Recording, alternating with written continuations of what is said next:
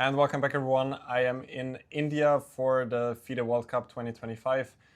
It is happening in Goa this year, which is pretty cool since especially Goa has never really been on the chess map before. As far as I know, there was only one tournament like 20, 30 years ago, but since then, Goa has not really appeared on the chess map so far. And of course, the FIDE World Cup is one of the most prestigious events in the chess calendar every second year, mostly. And it is my second time that I have the chance to compete in the World Cup. The last time was in Baku, Azerbaijan, where I also participated. There I got knocked out in the first round against Greek Grandmaster Mastro Vasilis. And here I am playing against Constantin Lupulescu in the first round. But before we get to that, I wanted to share with you a little bit on how I got here and how my first impression is about everything. Also, as you can see, I got an upgrade for my microphone, which you can see here. Hopefully that's better. Let me know in the comment section down below. And of course, also the camera. So hopefully this is all good news for my documentation of this tournament. Anyways, yeah, before we go to the tournament itself, I wanted to talk to you about my journey, which was, quite unpleasant this time. I mean, I'm typically not the type, I would say, to complain about those things, but I've had an airline for the first time, and maybe also for the last time. Well, the airline actually was maybe not even that bad. It was Air Arabia, and I traveled from Vienna last night at 10 p.m. was my flight to Sharjah, which is in the United Arab Emirates. There I had like 1 or 2 hours for a transfer, and then immediately I had the flight to Goa. So that was at least nice. There were a couple of flights where I would have had to wait for like 10 hours on the airport, which I did not really want to do. So at least that went quickly. But the only problem is that I could not normally, I mean, I just couldn't sit at all on the airplane. Which I'm often struggling with because of my height, and especially on the first leg, so from Vienna to Sharjah, I had someone sit in front of me who landed completely on me, like with the seat. He went completely backwards, and I asked him like, what's wrong with you? Can't you be a little bit think about others as well? And he just said, I had a surgery or stuff like that. Probably it was even made up. But okay, I mean, what can I say in this situation? Of course, I could kind of start a fight or something. I mean, I looked around the airplane if there are any other seats available, but there weren't.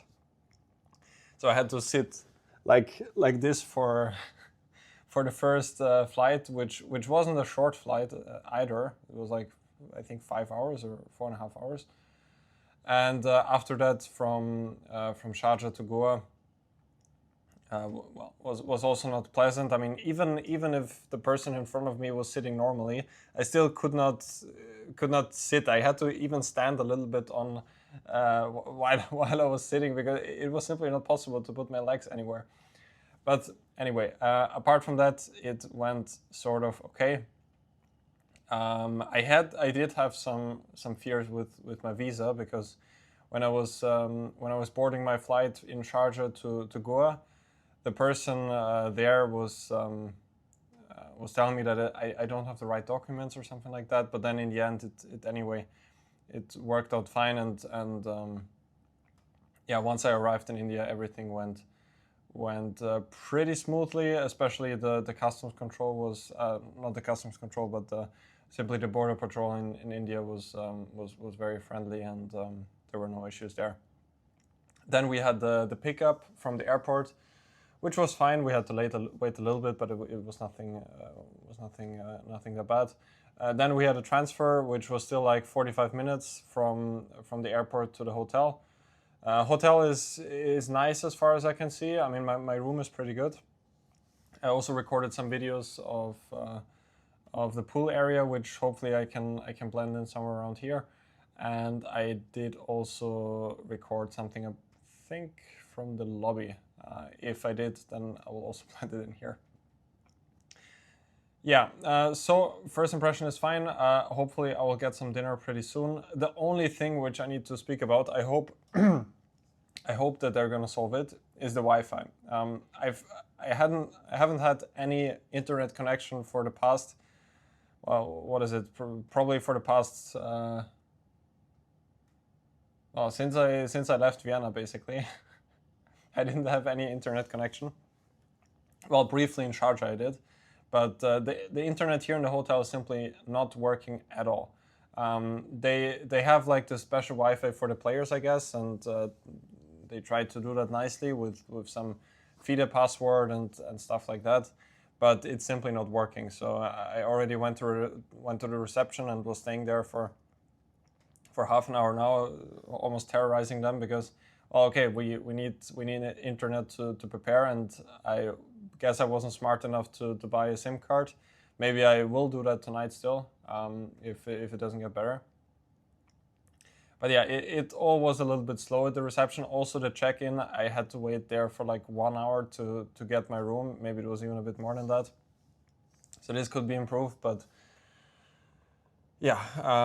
Anyway, I'm really glad that I made it here in one piece, and really looking forward to my match with Lupulescu. So maybe it's now time to actually talk about some chess.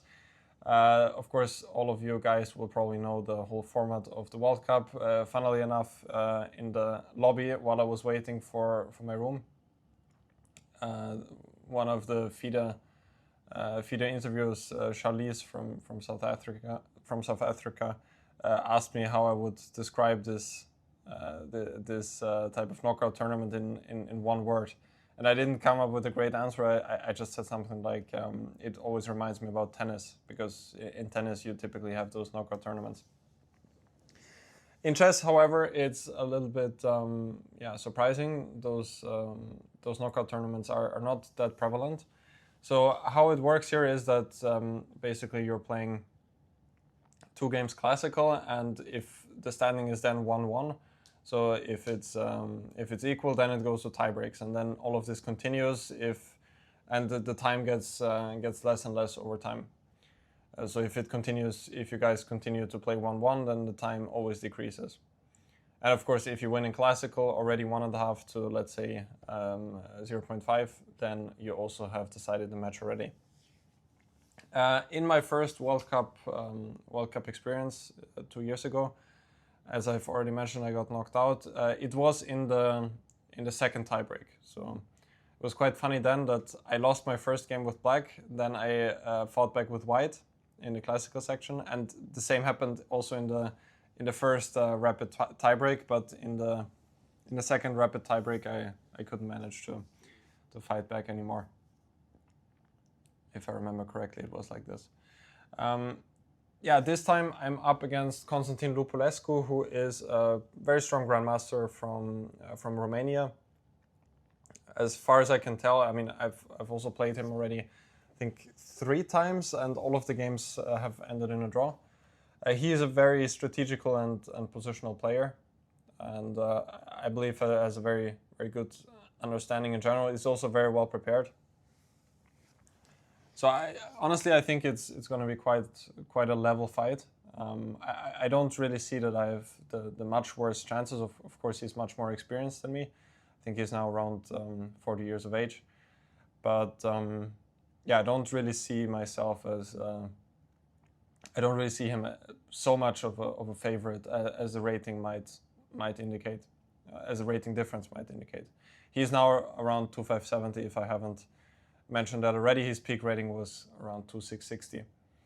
Yeah, probably you guys can already tell that I almost didn't sleep at all tonight. I had like 1 or 2 hours of extremely bad sleep in the airplane, as I said, in this type of position, which was not so comfortable. So I'll try to get some rest now. Hopefully get some Wi-Fi to be able to prepare at least something as well.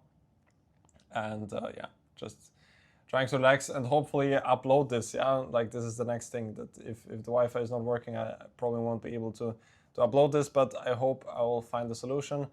And that's it for now. Let me know in the comment section down below if you guys want to see anything from behind the scenes here from the World Cup. That's it for today, and I'm gonna see you guys on another day. So take care and see you soon.